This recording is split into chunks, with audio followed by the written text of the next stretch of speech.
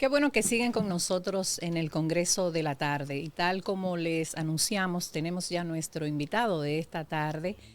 No sé cómo presentarlo porque es un hombre con el que se puede abordar todos los temas: político, historiador, poeta, laborista, abogado destacado, un gran caballero, defensor de las mujeres, defensor del obrero, un gran amigo. Mi respeto y mi cariño para usted, licenciado Julián Cerulle, en el Congreso de la Tarde. Bienvenido. Un placer de estar contigo. Buenas tardes, con Ángel y Tomás. Estoy a su mejor disposición. Licenciado, me impactó Puede mucho. llamarme Julián. Don Julián. No, Julián. Julián. Pues Julián, la semana pasada lo vi en una entrevista que me pareció muy, muy interesante y que nosotros debemos conocer todos esos planteamientos que usted hizo con relación a la gestión de López Obrador, presidente que acaba de salir de México. Nos gustaría escuchar nuevamente, y para todos los amigos que siguen el Congreso de la Tarde, lo que usted decía en ese momento refiriéndose a la trayectoria de López Obrador y lo que puede esperar el pueblo mexicano de esta nueva presidente. Pues fíjense, López Obrador es un personaje ya de la historia de nuestra América y del mundo. Es una persona que a los 16 años de edad empezó su lucha al lado de los indígenas, de los aztecas, de los mayas y de las diferentes diversidades indígenas. Es una persona de familia humilde. Sí. Pudo estudiar en la UNAM de México con mucho sacrificio, pasó hambre y hizo la licenciatura en Ciencias Políticas. Se dedicó a estudiar la historia de su pueblo y la historia del mundo. Se constituyó en un hombre adherido a los pobres, a los que sufren, y en un abanderado de la igualdad, del no racismo, del no clasismo, y considerar que en la política solo hay un patrón, o sea, un jefe, que es el pueblo. Así es. Por eso ese lema: con el pueblo todo, sin el pueblo nada.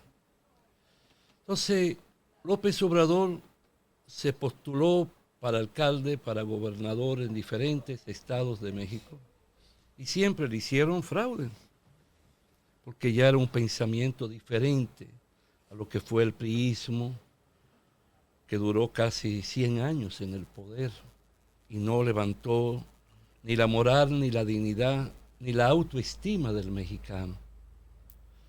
Entonces, cuando sale presidente, después de 2 elecciones fraudulentas, ese pueblo se levantó a darle el apoyo, con un discurso de pueblo, de soberanía, de autodeterminación. Empieza a gobernar y al día siguiente de la toma de posesión empezó un programa que se llama La Mañanera. Yo tuve la suerte de escuchar todas sus mañaneras durante 6 años. La veía siempre a eso. Era seguidor de... Me fui enamorando, porque en él veía como un personaje en la forma de hablar y en los principios Juan Bosch. Sí. Porque le hablaba a su pueblo para educarlo y levantar la toma de conciencia de un pueblo. Y cuando tú logras que un pueblo esté consciente, ya ese pueblo es difícil equivocarse, va a ser un abanderado de luchas reivindicativas, sociales y económicas. Ese pueblo recibió de López Obrador en 6 años lo que no recibió el pueblo en los años anteriores, máxime en los últimos 6 sexenios, que fueron de corrupción, fueron de robo. Mucha criminalidad, mucha inseguridad actualmente. Porque él comenzó con el principio de que la violencia se radica venciendo las causas que generan la violencia: la no educación, la no conciencia, la no preparación para trabajar, la carencia de trabajo, el respeto al patrimonio del pueblo y la honradez del Estado. Entonces llegó al corazón de un pueblo. Y ese pueblo, en su mayoría, porque siempre hay quienes disienten, aprendió a amarlo. Escuchaba a alguien, a un analista mexicano, que no estuvo con él, siempre fue un comunicador que lo atacó y lo sigue atacando, pero reconoció que él llegó a ese lazo con el pueblo, que el mexicano quería ponerle la mano como si fuera un santo, y si estaba enfermo consideraba que tocarlo podía devolverle la salud. Hasta ahí se llegó. Wow. Mientras el presidente Peña tenía 7,000 integrantes de su guardia y seguridad presidencial, él andaba solo. No quiere decir que no existieran militares disfrazados, claro, pero claro. se le veía solo con Claro. el pueblo. Sintió que el pueblo lo protegía. Ese pueblo lo despidió con lágrimas, pero lágrimas de amor, porque se encontró que por primera vez un presidente pudo erradicar la corrupción de México y devolverle dignidad al pueblo mexicano. Interesante. ¿Usted cree que la nueva presidenta llevará esa misma línea? En primer lugar, ella es hija política de López Obrador. Y en segundo lugar, ella viene de esas muchachas, de esa juventud rebelde de la universidad, de las luchas universitarias. Y estuvo involucrado en las grandes luchas por salvaguardar el petróleo como riqueza natural de México y a su vez enfrentar a los grandes imperios que controlaban el petróleo y la energía de México. Y por otro lado viene con un sentimiento de izquierda a favor de los pobres. Pero se dio un hecho de mucho simbolismo. Si tú observas hasta en nosotros, por ejemplo en el PLD, que se consideraba un partido unificado, de hermano, de compañero, hasta cuando se provocó cualquier cambio de candidaturas, no se vio a uno que salía y a uno que entraba agarrado de mano en el proceso de transición. Y él cogió a aquella muchacha y de una vez se la llevó a viajar por todo México, presentándosela a su pueblo, diciéndole: yo soy un simple licenciado en ciencias económicas. Ella no, ella es una doctora, ella es científica. Wow. Ella está mucho más capacitada que yo. Y ella conoció la vida mejor que yo porque es de clase media. Se formó, fue al extranjero a hacer su doctorado, su maestría. Y le fue enseñando las obras que ya estaba terminando y las obras por terminar. Y en para que haya continuidad. Y en esos viajes se dio una integración donde hubo una conjugación de ideas, de transmisión de pensamiento, de reforzar el sentimiento de su propio partido. Entonces yo estoy seguro, consciente, que ella ya tiene una plataforma hecha, que encuentra, que lo va a hacer igual, también o mejor que él. Sí. Para él el mejor orgullo es que ella sea mejor presidenta que él como presidente. Y eso nosotros, esas expresiones de humildad, de solidaridad, de lealtad, no se ve en toda parte. Usted hacía un señalamiento de cómo en su partido no se dio una transición parecida a esa. En ese partido. Bueno. Yo digo su partido porque yo tengo una foto por ahí de una visita que le hicieron esta semana que me llamó mucho la atención. Y es que después de mucho tiempo, ese partido al que todavía nosotros lo ligamos por la trayectoria, por el tiempo, no veía a nadie con aspiraciones presidenciales hacerle una visita, por lo menos que se hiciera pública, como la que le acaba de hacer Francisco Javier García en esta semana a usted, que tenemos por ahí una imagen, ahí está, que lo visitó recientemente. Cuéntenos para usted, ¿por qué se dio esta visita y cuál es la lectura que debemos darle a ella? Bueno, yo tengo un hijo, Asiaraf, el mayor, que es militante activo del partido. Yo duré 37 años. Muchos aportes. Y es un partido que si te niego que no está en mi subconsciente, mentiría, porque 37 años no es cualquier cosa. Yo llegué al partido porque don Juan y yo nos conocimos cuando yo estudiaba en París. Él se fue de Benidorm a París y llegó a un barrio obrero de árabes, muy pobre. Entonces, uno de los que fundaron el MPD, el Movimiento Popular Dominicano, para el 1946, López Molina, se enteró y lo salió a buscar. Y lo encontró en ese barrio muy pobre. Entonces él tenía una amiga muy cercana, muy íntima, que tenía un hotel. No un hotel muy grande, sino un hotel de 2 plantas, creo, cerca de la Facultad de Medicina. Y con ella consiguió 2 habitaciones gratuitas. En una para donde dormían sus 2 hijos, Barbarita, entre los 4, Barbarita y Patricio. Y la otra habitación la ocupaban él y su esposa, doña Carmen.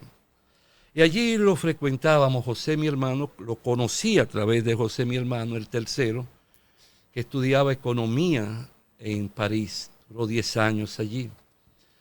Entonces allí se entabló una gran amistad. Y cuando fuimos a despedirlo en el 69, noviembre, al aeropuerto, él me dice, nos vemos allá. Y yo le digo, cuando ya usted no esté en el partido que militaba, que fundó. Pero lo comprometió en ese momento, sí, ya, nos vemos allá. Se funda el PLD el 15 de diciembre del 73 y el 4 de enero él llegó a mi casa del 74. Recuerdo que ese día estuvo en casa Salvador Jorge Blanco, que había tomado una posición neutral en la división, doña Cela, estuvo Negro Veras, y 2 personas más. Y cuando ellos se van, mi madre yo era soltero, le hizo una comida árabe muy linda, muy bonita, como decimos, y le pregunto a qué vino. Tú me dijiste en el aeropuerto, se acordó, que cuando ya yo no estuviera en el PRD, te buscaran. Vine a buscarte. Y ahí empezó toda una relación. Esa amistad. Fueron 37 años muy bonitos, con altas y bajas, porque también se dan sus intrigas, sus cosas entre compañeros que uno no entiende, el por qué. Por ejemplo, yo en el PLD nunca ocupé la posición de secretario de ningún comité de base, ni de ningún intermedio, ni provincial.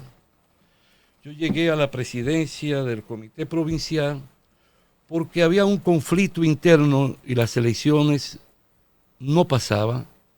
Entonces un día fue en la tabacalera, la asamblea, y estaba eso lleno de la prensa porque yo no asistía a esas elecciones, porque no tenía interés en ninguna de esas posiciones. Uno juega el papel de cualquier punto. Para servirle a un partido y al pueblo tú no tienes que estar en una posición.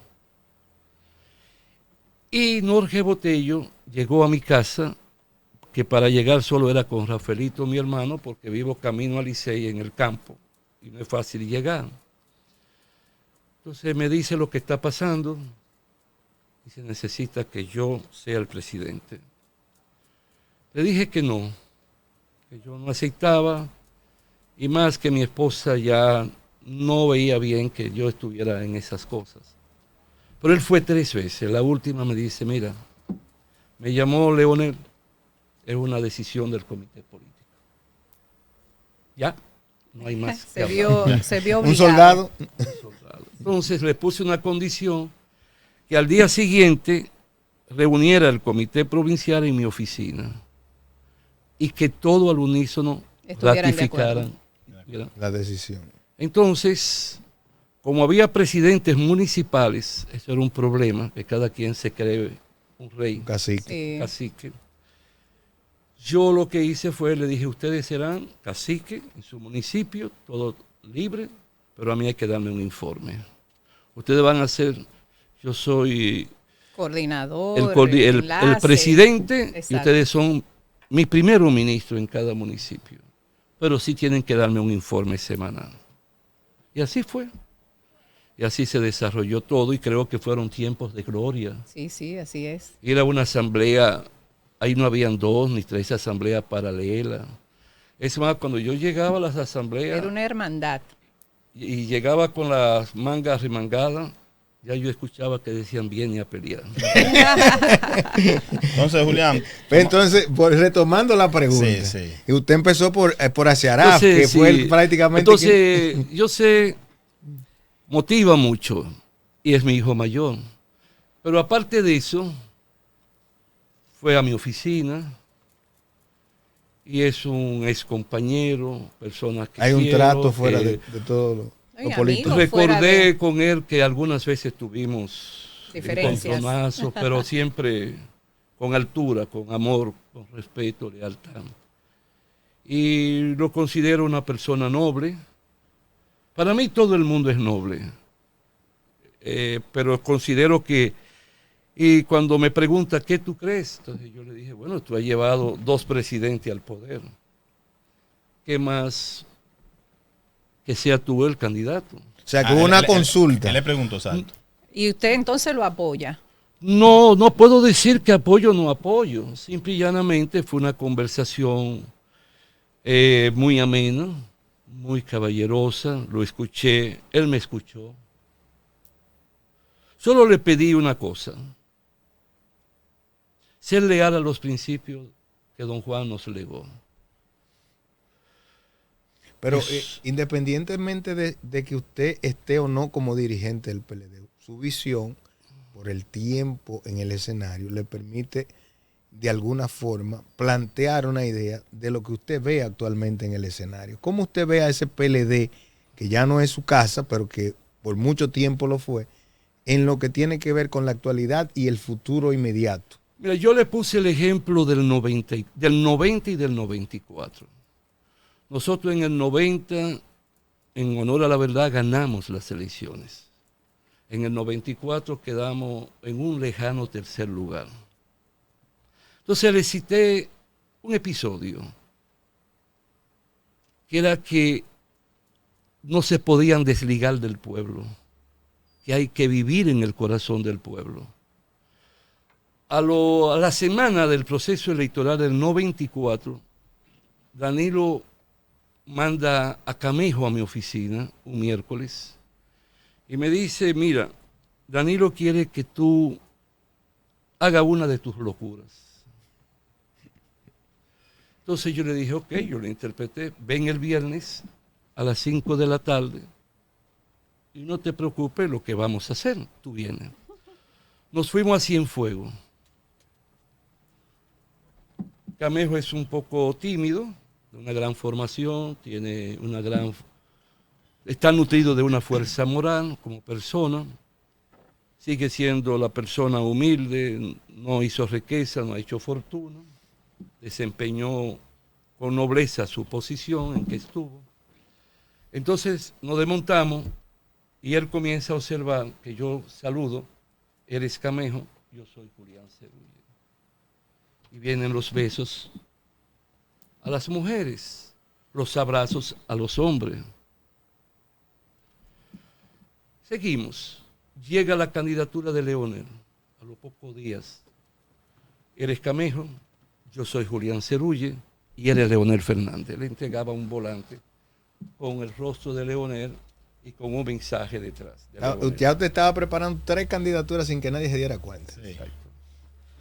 Aquello, un día Camejo entramos a un billar y habían como 15 jóvenes y llega emocionado y me dice, oye lo que dicen ellos, que estamos dando la gracia, votaran o no votaran por nosotros.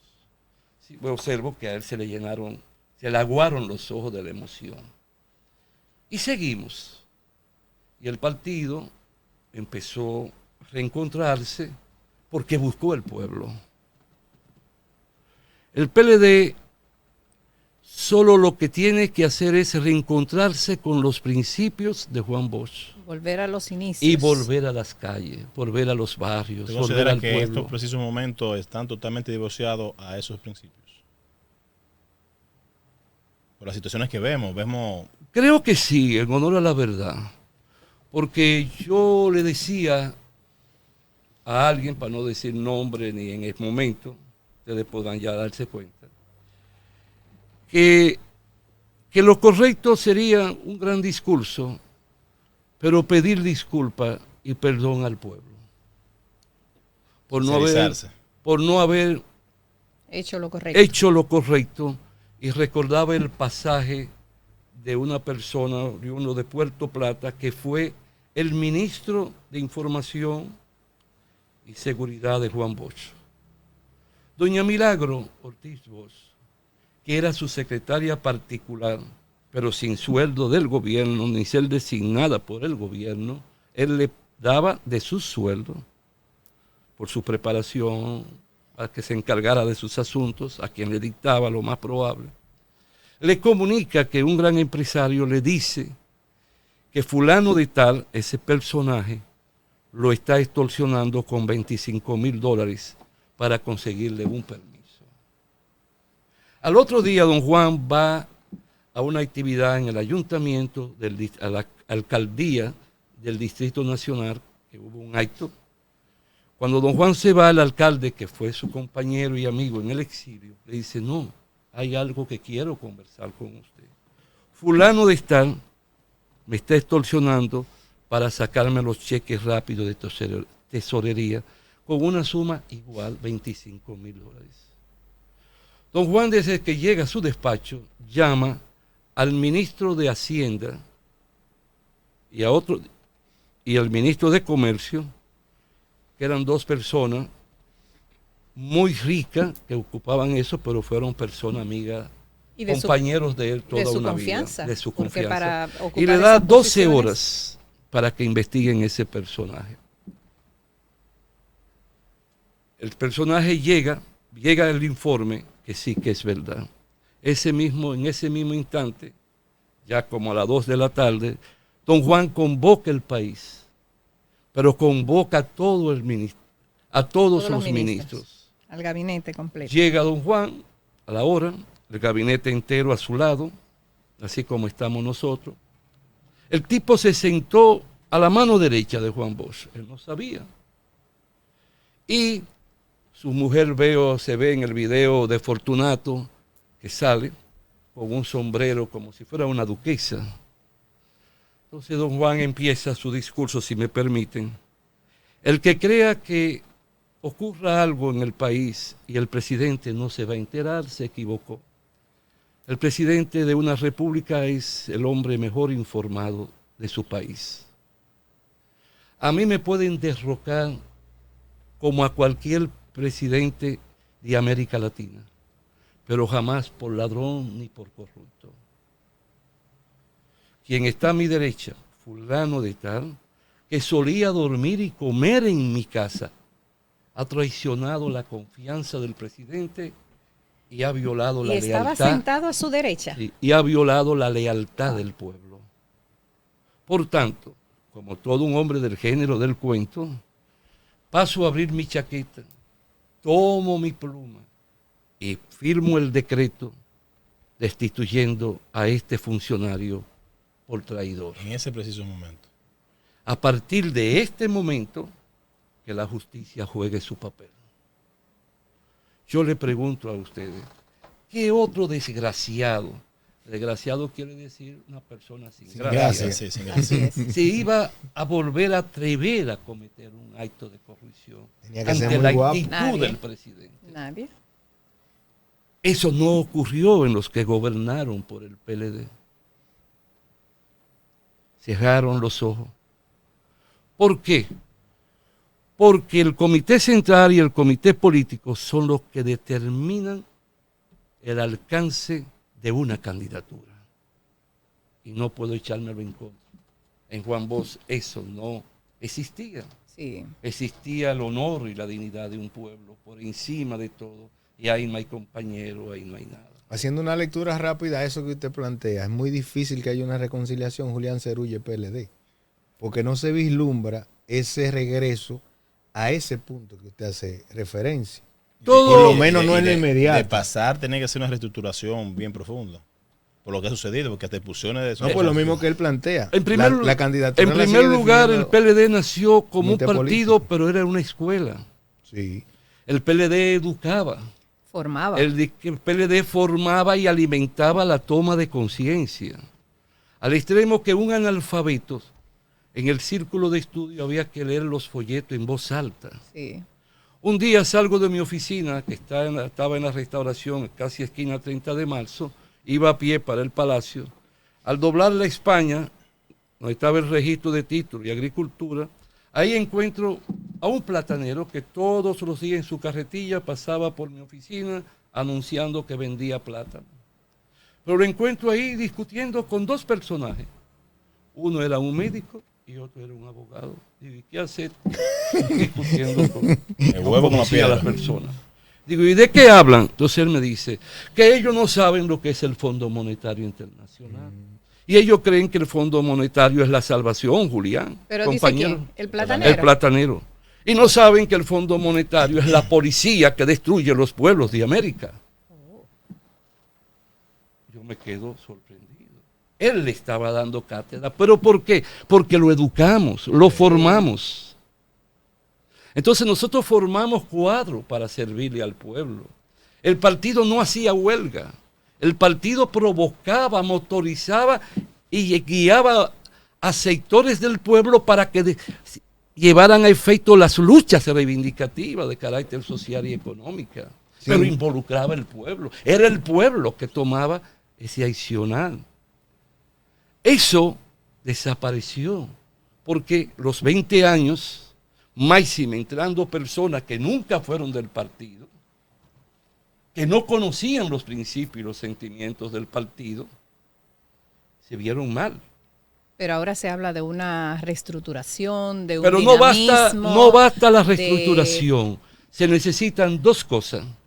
No digo que vuelvan a los círculos, pero pueden haber tertulias, pueden haber conferencias, claro. Pueden haber mesas redondas, pueden haber encuentros para educar, formar y concientizar y hacer ver lo que es el Estado. Primero, lo que es la política. La política es una ciencia que te da a conocer el arte y la ciencia. La política es la que te enseña a conocer los problemas de un pueblo. La política es la que de Estado te enseña cómo dirigir el aparato del Estado y cuál debe ser tu comportamiento. Por ejemplo, Leonel me designó en el Seguro Social, me mantuvo 6 meses, pero yo ganaba 15,200 pesos. Yo nunca usé la tarjeta. En el seguro no quedó nunca una factura como contrapartida de gastos personales. Lo cubría con mi oficina. Un día me dijo un alto dirigente del PRD que yo estaba implementando algo negativo. El decir que las tarjetas, que no podía hacer en gasto, que eso no era correcto. Pero eso me dio resultado, porque hubo una austeridad. Claro. Se controló, tenía 16,000... Y entre esos 16,000 empleados había una partida de botellas, de vagos. Claro, claro. Todo eso desapareció. Entonces, con lo mismo que cobraba, se vio un cambio. No digo que eso era, no hablo por mí, pero lo que allí ocurrió. Un discurso, yo vivía en los barrios inaugurando pequeñas estancias infantiles que hacía en una iglesia, que hacía en el local de un sindicato. No necesitabas casas bellas ni edificios bellos, haciendo casas para envejecientes y con el personal que tenía de vagos, se le nombraba a realizar un trabajo. Si se me negaba, quedaba cancelado y facto, porque yo lo que era un administrador del dinero de los empresarios. Eso era desde el Seguro Social. Sí, lo que hay que ser buen gerente y tener decisión de hacerlo bien. No, formación política, principios políticos, principios de pueblo, ir al pueblo, hablar con el pueblo, abrazarse con el pueblo. Eso de López Obrador, como tú empezaste, ¿dónde estuvo su secreto? Ver el pueblo como un todo en su vida. Ver el pueblo que es quien lo llevó y él tiene una obligación de darle valía a la confianza del pueblo. Y por tanto, todas las decisiones que se tomen van a favorecer a la mayoría. Ellos ya lo que tienen que hacer es hacer un reestudio, un reanálisis del pasado, pero de inmediato. Pero mire algo, don Julián. Precisamente usted hablaba... Julián. Bien. Usted hablaba respecto al profesor Juan Bosch cuando se sentó y tomó esa decisión que firma un decreto para destituir a esa persona. En ese momento, los tiempos son distintos, claro, pero venía, tanto como usted lo menciona, la formación como tal, pero había una concentración hacia Juan Bosch. En estos momentos tenemos que existen varios con intención de que le presten atención. Entonces quizás esto desconcentra la noción que se buscaba antes por asuntos muy particulares. Porque, por ejemplo, ver en el caso mismo de Amarante Baré ser expulsado de una manera deshonrosa cuando él formó parte de la creación, diríamos, después de ustedes, en un sentido, conjuntamente con sus familiares que eran antecedentes. Pero es injusta, fue justa la manera como actúa, en este caso, Danilo Medina contra ese compañero de su partido. Bueno, Danilo Medina no, el comité político. Lo manifiesto en el caso. La comisión de ética. La comisión de ética, sí. Pero de una manera u otra se perfila todo que es por un asunto de enfrentamiento contra el presidente del partido. Porque se supone que dentro de esta situación existe la democracia en cuanto a usted tener la participación de exigir, de demandar y de ofertar también. Yo no te puedo opinar porque es un asunto interno de un partido. Pero lo que podemos ver hacia Yo lo afuera, que te puedo hacer ver es una cosa. Los que se han ido del partido ha sido por interés personal, porque no salieron en una candidatura. Obsérvalo a todos. Sí. Porque no lograron dar un salto. Sí, porque si lo hubieran logrado... El yoísmo. pero sin embargo, han tenido la oportunidad de permitir espacios. Lo que tú empezaste es correcto, la diversidad. Pero nos encontramos que hay un yoísmo. Sí. Nos creemos en la megalomanía, el creerse soy yo. Sí, sí. El individualismo ha estado primando. Se perdió la mística. Pero yo entiendo, Julián, que no ha estado solamente en esos que han salido, sino que está también dentro de los que dirigen la cúpula. Claro. Entonces chocan y ahí es donde viene el asunto de la no convivencia. Claro, todo eso es correcto porque es que el individualismo se ha impregnado. El yoísmo se ha impregnado. Está dentro. No hay un discurso. Fíjate tú que no tiene ningún discurso. Yo he dicho en ocasiones que, por ejemplo, hasta el año 2000, en el PLD era el profesor Juan Bosch y el PLD.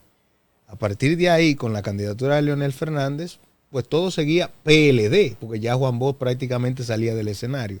Pero en el 2000, cuando comenzamos a hablar de jaimismo y danilismo, comenzamos a trazar la línea que nos ha traído hasta aquí, en el PLD.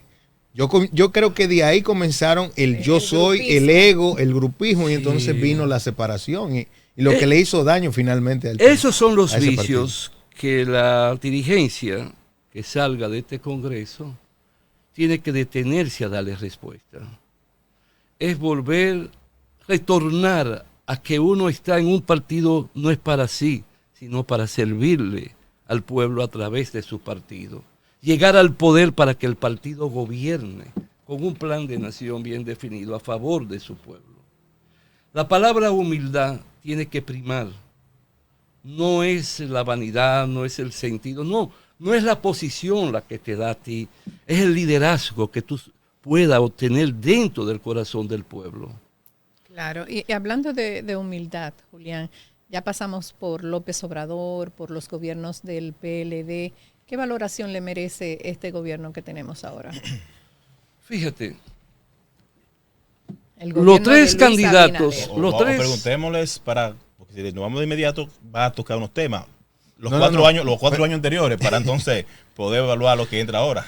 No, porque parte de la misma gestión, es el mismo entonces, presidente. En este momento es un periodo que inicia por lo Julián, pero en este preciso momento, si tocamos inmediato, nos vamos a referir, se va a enfocar en lo que está sucediendo. No, claro. Pero tenemos resultados de 4 años que ya pasaron y sería bueno ir pasando esa lista hasta ahora. Viene de ahí. Pero fíjense bien, los tres candidatos principales que tuvimos en estas elecciones últimas tuvieron un problema en las cuerdas vocales, los tres. ¿Cómo así, don Julián? Sí, los tres tuvieron como un problema, un defecto. ¿Lo sintió ronco en algún momento? Los tres se le hizo difícil pronunciar la letra P. Busquen los discursos, busquen las intervenciones. ¿Qué significa? ¿Qué tiene la palabra P? Con esa letra, la letra P, con esa letra empieza la palabra pobre. Ninguno le hablaron a los pobres, ni a los campesinos, ni a los trabajadores. Entonces te sale presidente alguien que declara un capital de 4,000 millones de pesos y una vicepresidenta con alto capital. No estoy cuestionando ¿de dónde viene? ¿Eso es un pecado? No, tengo que partir de que son bien habidos. Claro. Principalmente en el presidente, que tuvo un padre que fue abogado, pero Empresario. economista, fue más economista que abogado, y de una historia muy honrosa. Él fue viceministro de Finanzas en el gobierno de Juan Bosch. Y él fue ministro de Finanzas en el gobierno transitorio, provisional o transitorio de Camaño. Eso quiere decir que él estuvo en la revolución, enarboló la bandera patria de su país. Fue un hombre decente, un caballero. Pero no hay una sincronización con el pueblo. Pobre. Responden a los altos capitales. Responden a las multinacionales. Son peones del imperio americano. Entonces, encima de eso no tienen un concepto de lo que es la política de Estado. Fíjense el desorden que hay. Todos los días ya hay escándalos, hay cruces de cosas que llaman la atención. Entonces, no se ve la obra. Nos están haciendo ver que somos ricos. Ya un obrero tiene carro, no tiene motor. Cogió el motor, lo vendió, lo pagó, tomó como inicial para un carro, tienen celulares. Ya los obreros no les sirven de testigo a otros compañeros, tienen miedo a perder ese sueldito, esa remuneración, porque no van a tener con qué cubrir sus gastos, ya que se están imponiendo. Entonces el problema está que llegar al poder del aparato del Estado no es cualquiera. Todo el mundo tiene derecho, pero tiene que ser la obra de un partido bien estructurado, con principios definidos, con un ideal de lucha, donde en la medida en que tú luchas por los pobres, está luchando por los empresarios. Claro. Por ejemplo, cuando López Obrador llega y aumenta, en 40 años no se había aumentado el salario en México, y él lo aumenta en una conversación y mutuo acuerdo con los empresarios. La inflación llegó a México. No. Termina su gobierno y los banqueros ganaron más que nunca. Los empresarios se desarrollaron más que nunca. ¿Por qué?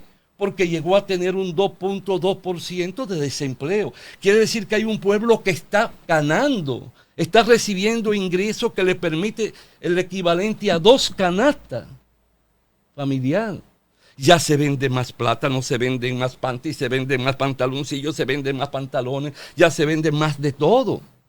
Entonces la inflación no llegó. ¿Y hacia dónde vamos nosotros? Nosotros no vamos bien. No vamos bien. Si el presidente no se hace rodear de un buen equipo, que él lo tiene en su partido, porque en el PRM, lo que era el PRD, siempre contó y sigue contando con buenos tecnócratas, con personas especializadas. Él tiene personas, por ejemplo, yo te puedo decir, Aduana va bien. Ese muchacho, Yayo creo que estudió Derecho, pero Yayo hizo su doctorado en París. Yayo tiene una formación, viene creo que de una familia de clase pudiente, no tiene por qué, creo, hacer nada indebido y le da respuesta, pero tiene una militancia que viene desde lo que fue el PRD. Recuerda los mensajes, por lo menos, de Peña Gómez. Y Peña fue un gran artífice en la comunicación con las masas populares y les dio conciencia de clase hasta la clase burguesa.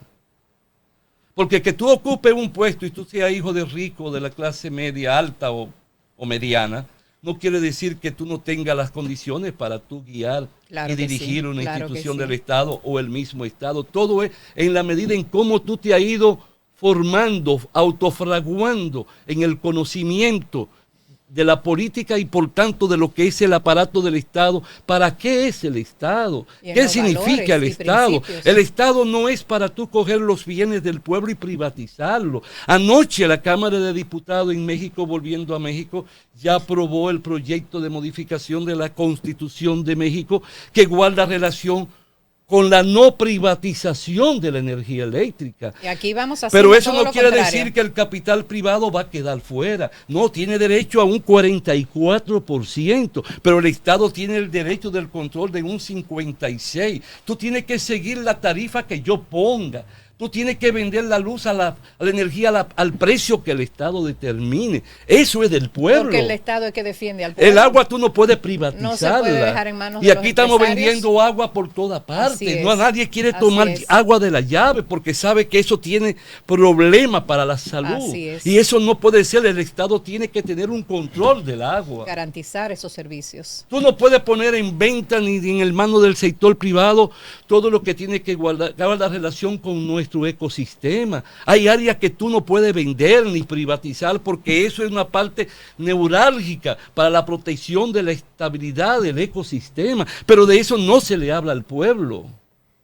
Ir a tener una conferencia semanal no es solo para tú defender esto, no, es para tú también hablarle, concientizarle a un pueblo en base a lo que se está haciendo y en lo que el pueblo quiere, darle conciencia y escuchar el pueblo, vivir en el corazón del pueblo. Claro que sí. No es ir el día que tú inauguras, no, es constantemente ahí y salir a fiscalizar tú todas las obras.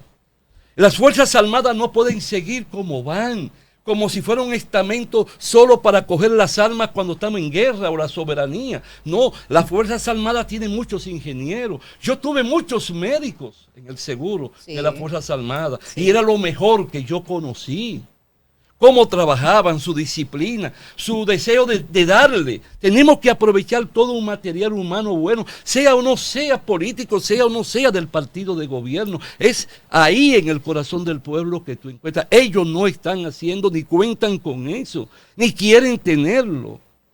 Entonces, ese pueblo no se va a sentir motivado, se siente y va y vota. Y después vienen las penas. Cuando tú me hablas a mí ahora mismo de una modificación a toda la política fiscal. Que a eso iba a preguntar. Esa política fiscal no. Tú no puedes decirme que tú me vas a aumentar a mí los impuestos de la carne de res. Tú no puedes decirme ven, que tú me vas a aumentar los impuestos de un tipo de tomate. No, eso es sagrado.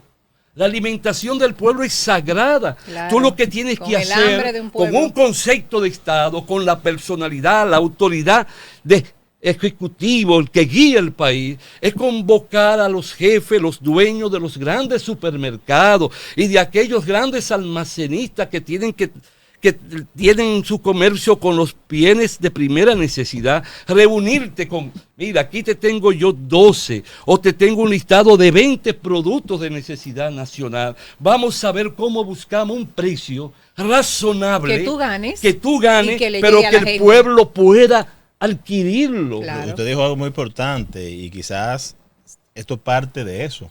En este caso, este gobierno tiene muchos funcionarios que son de clase alta. Entonces, si lo hacen partiendo, viendo de lo que es su clase, nunca van a darse cuenta de lo que... No tienen necesidad. ¿Entiendes? Entonces, partiendo de eso, los productos que se sacaron de la canasta básica son pocos. Muy poco, incluyendo la yuca. Pero en el caso suyo, yo no quiero que usted se vaya. Que usted se vaya sin lo de la reforma laboral. No, déjame terminar con esta idea. Te voy a poner un ejemplo. Ya no son secretarios de Estado, son ministros. Eso indica que eres como un primer ministro. Correcto.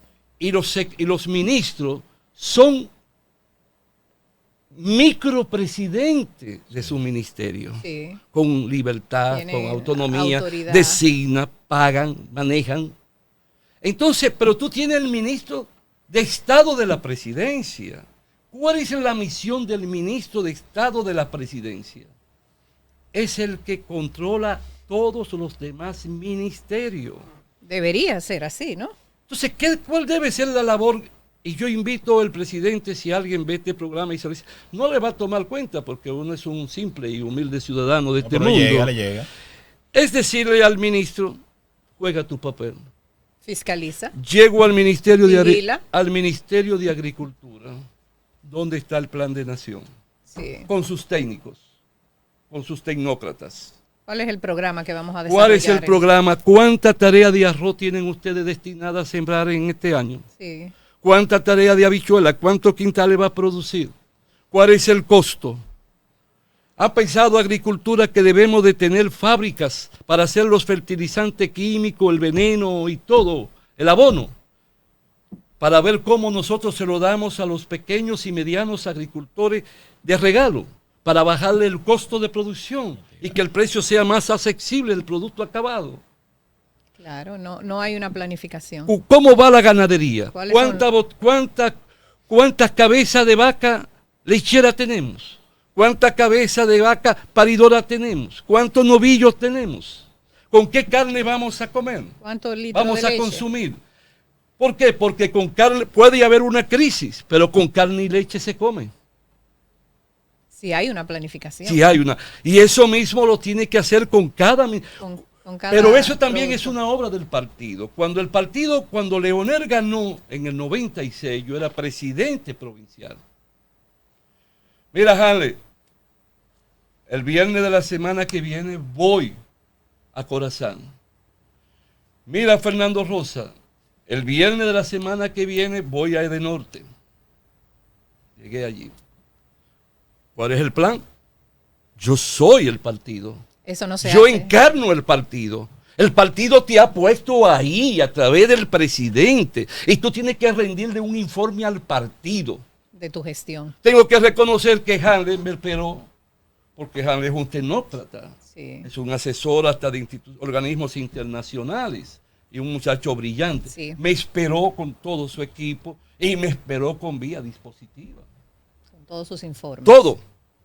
Entonces yo le opinaba, yo le decía, sin ser experto en eso, pero por intuición, sentido común. que tú crees esto, que ustedes no imponen, que tú crees, alimentando un diálogo. Pero esa es una labor también del ministro de Estado, de la presidencia. Pero de eso nadie le habla a este pueblo. Finalmente, don Julián, lo que tiene que ver con la reforma laboral. Pero déjame también otro paréntesis, lo de Francisco Domínguez. Estuvo en mi oficina. Francisco Javier. Francisco Javier, sí. Estuve en mi oficina, tuvimos un diálogo muy bonito, una conversación, duramos casi 2 horas. ¿Le parece bien su propuesta? De él. Fíjate, él es una persona nutrida de la savia del partido. Él es una persona que fue jefe de campaña de 2 presidentes. Sí. Entonces, con resultados positivos. Yo le dije, tú eres merecedor de ser candidato. No lo dije por halago, no lo dije por... No, ni por cortesía, no. Creo que tiene el derecho. De las ideas que me plasmó, me agradaron en gran sentido. Él me escuchó con humildad, le hice observaciones, las recibió con humildad. Fue receptivo. No, fue un diálogo entre 2 hermanos del ayer. ¿Usted así pudo tener la oportunidad en las elecciones anteriores del candidato que tenía el partido? ¿Tuvo esa cercanía así, de esa forma?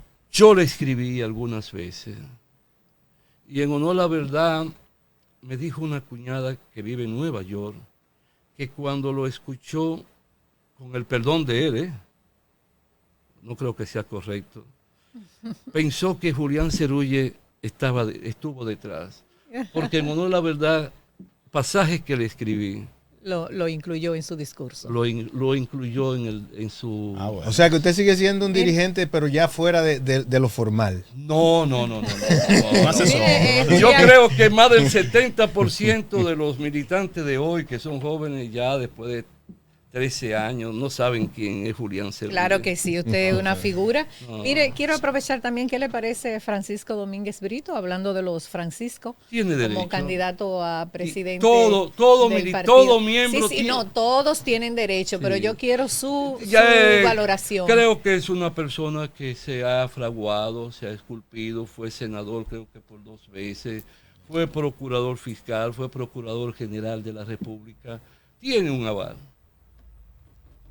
Ahora, ¿qué necesita el partido ahora? Es como decían ellos, uno de los 2. Es algo muy delicado. Es algo muy delicado el momento. Necesitan una persona que imponga autoridad. ¿Y usted cree que él cuenta con eso? No puedo opinar sobre nada. ¿Se quedó? Que tú decías, mira. La reforma laboral. Hoy me dice Aciará, mi hijo, sin tocar la cesantía, que salió que una nueva, no sé, pero yo di una conferencia al sindicato de Corazán y a otros sindicatos y lo que yo vi me dio pena. Eso no es ninguna reforma. Eso es algo para mantener... Pero exactamente, ¿qué es lo que se quiere lograr? Te voy a poner un ejemplo. Tener en la palestra pública estas modificaciones. Te voy a poner un ejemplo. Hay una resolución de la OIT. Es dándole 2 semanas más de las 14 semanas a las trabajadoras del pre y postnatal. Pero ellas solo reciben el derecho por parte de las cotizaciones en base a 12 semanas. Ajá. Las otras 2 semanas. ¿Y entonces? No se toman en cuenta. Tiene que pagarlo ella. La cotización. ¿De dónde va a sacar el porcentaje del patrón y el porcentaje de ella? Esa es una. Por otro lado, se recoge como alimentando, incentivando las horas extras. Y trabajar más de las 44 horas, cuando en el mundo europeo, por ejemplo, se está tratando de reducir. Sí. Pues tú estás viendo que hay elementos y dispositivos que no concuerdan y que están perjudicando a los trabajadores. Estaba acompañándome un alto dirigente de la CGT, creo, la CGT, y me dice que eso no ha sido consensuado. Entonces yo me permití... ¿Cómo se presenta? Entonces yo me permití decirle, pero eso es lo que se está dando a entender y nadie lo ha desmentido. Entonces, ¿dónde estaban los ojos? ¿Dónde estaba el corazón y el alma de ustedes cuando esto se ha elaborado? ¿Solo para salvar la cesantía tengo que renunciar? No, hay cosas tan importantes o más importantes que la cesantía. Sí. Las vacaciones también tienen su dolencia, como está plasmado, y otros aspectos. Por ejemplo, en el teletrabajo, que es nuevo, el Ministerio de Trabajo, cuando la pandemia, emitió una resolución que para mí es una conjugación de lo que ya estaba en Chile y en Costa Rica antes de la pandemia, y nutrida con lo que hizo Chile. Una resolución para mí maravillosa. Honor a la verdad, muy armoniosa. Escribí ahora un artículo para una revista de un puesto de bolsa, el más importante del país, que sale en noviembre. Y voy a participar el día 1 de noviembre en un congreso en La Romana, y ese es el tema que me han asignado. Entonces, eso debió llevarse como un capítulo integral del Código de Trabajo. Lo mutilaron. ¿Por qué? Si aquello ha jugado un papel y te lo define bien, el concepto de la intimidad, el concepto de cómo puede operar el trabajo a control remoto, cómo pueden existir los controles para que el trabajador pueda descansar, porque la gente que yo me quedo en mi casa trabajando. Sí, pero es trabajando. No, esa cuñada que yo hablaba, trabajaba en una gran compañía de seguro, pero cuando vino el asunto de la pandemia. No, que volaron las torres gemelas. Entonces la mandaron a trabajar a su casa. Tú pones tu escritorio pegado a la pared, frente a la pared. Sí. Tú pasas horas. Te paras solo porque te están controlando, te están monitoreando. Al baño, a comer algo. Entonces, pero no, eso te provoca un estrés. Claro. Más tensión. Entonces es un tema delicado. Y entra dentro de tu privacidad, todo aquello. Todo aquello. Entonces es un tema que tiene que estar bien concebido, bien regulado, porque van a surgir conflictos y tú tienes que adelantarte a los conflictos en el marco de las leyes. Claro, eso es lo que tiene que hacer el legislador, ver un Mira, poco más yo lo que le pido a los comunicadores, yo casi no... Hay programas que no, donde yo oigo que hay debate para atacar, herir. Yo nunca en mi vida, por ejemplo, en mis 54 años de ejercicio, que comenzó también mi vida pública, porque estuve muy ligado a los trabajadores, las huelgas extraordinarias, y muchas con ocupación de empresa, porque eso es algo que se me inculcó cuando estuve en Francia, que en Francia se daban las huelgas con la ocupación, que tengo un poema que hice cuando la huelga de la tabacalera, que duramos 7 días, 7 noches y 7 madrugadas. Lo dije que era poeta también. 750 hombres. Lo estoy publicando algunas veces. Lo único es que el último fue un poquito erótico. Pero ahora va a salir uno muy bonito, que Jafe, mi hermano, ya lo está corrigiendo, que es el recuerdo a mi madre. Y creo que ¿Dónde lo publica? Tan pronto él me llegue, se lo mando a Ignacio Guerrero, que es una persona que quiero mucho, y debe salir, si me lo manda pronto, sale el viernes de la semana que viene, lo más probable. Pero no es que yo tenga ¿Pero por qué medio, la información. Julián? la información. Ok. Porque no voy... Ese es el periódico de aquí, Sí, ¿verdad? Sí. No, y por los medios Lo digitales que quiero es también. pedirle a los políticos, a los comunicadores, a todo el que vaya a la radio, a la televisión, es que no hay que herir. Para nada, hay no que hay cuidar. que injuriar. Cuidar las no hay palabras. que jugar con el honor. Si hay un caso que está en la justicia, ya eso está en la justicia. Usted puede hacer alusión, pero no acusar, no condenar. Claro. Hay hijos, hay hijas, hay esposas, hay Así compañeros, así es. hay padres, hay abuelos. Permitir que la justicia agote sus pasos y al final entonces... No, las palabras que Indiscutiblemente después que se dicen, siempre estar al acecho del comportamiento de la justicia, porque aquello hay que modificarlo, aquello hay que buscar un sistema de cómo elegir los jueces. Yo dejé de ir a los tribunales después de que me gustó tantos años, porque hoy un juez no le permite a un abogado hablar más de X minutos, no hacer más de 5 preguntas. No. es limitado. Un abogado es un abogado de estrado, de las barras, es un exponente. Yo tuve una vez un caso en Dajabón que me mandó Lidio de unos campesinos de Manuel Bueno, que era contra la manicera en apelación. Bien, ellos duraron como 3 horas, pero duraron los abogados acusándome que yo era un anarquista, que yo era comunista. Y yo cogí 2 horas y media. Pero yo hablé de derechos, yo hablé de hechos, yo no me refería a nada. Mi Yem que estaba, me mandó una nota con Aciará que tenía como 5 años, y tú te vas a dejar de decir todas esas cosas y no le vas a contestar. No, yo estoy allí como abogado, tengo que irme a los hechos. Entonces yo lo que quiero es que transmitan conciencia, que eduquen a un pueblo, que los debates sean para dejar huellas de formación en un pueblo. Y para eso tú no tienes que estar hiriendo ni convertir en una gallera. Miren qué bien lo han hecho ustedes. Ustedes no han dejado de preguntarme lo que han querido. Por ejemplo, cuando yo me senté allí, lo primero que le pregunto al joven, y se lo voy a decir, a decir, ¿y de qué? No Ana María, no, los otros, ¿de qué partido? Para uno tener una idea, para uno saber cómo moverse. Pero no, si me hacen una pregunta sobre Leonel, no, yo no te puedo hablar más. ¿Pero de qué le Leonel. dijeron? ¿De ningún partido? Él me dijo que de ningún partido así, que él no ha notado. Pero no lo hago por malo, sino también... nosotros tratamos de manejar de igual manera el equilibrio.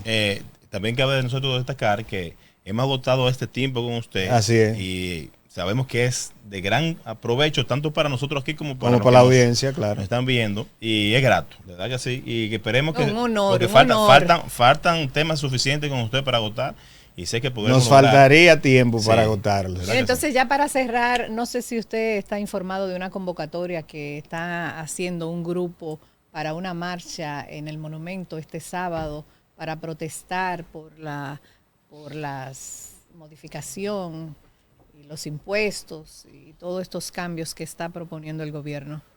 Pero me gustaría hacer una sugerencia. Que los partidos políticos más importantes en particular puedan aclararle bien al pueblo. No solo llevarse de que va a haber esto, va a haber aquello, que va a haber, no, que le hagan ver la magnitud, en qué consiste esa... pero también hacerle ver, bueno, ¿y en qué va a ser invertido todo ese dinero? Lo vamos a tomar para pagar deudas. ¿En qué forma? Porque en la medida en que concientizan al pueblo sobre ese proyecto de ley, el pueblo entonces se puede sentir más motivado a participar. Claro. Eso es así. Gracias, don Julián, por habernos acompañado en esta tarde. Para nosotros ha sido más que grato este conversatorio y esperamos que así sea para toda nuestra teleaudiencia. Esperamos tenerlo de vuelta en cualquier momento con nosotros. No se mueva, que regresamos con el Congreso de la Tarde. Nicole le deja saludos. Muchísimas gracias.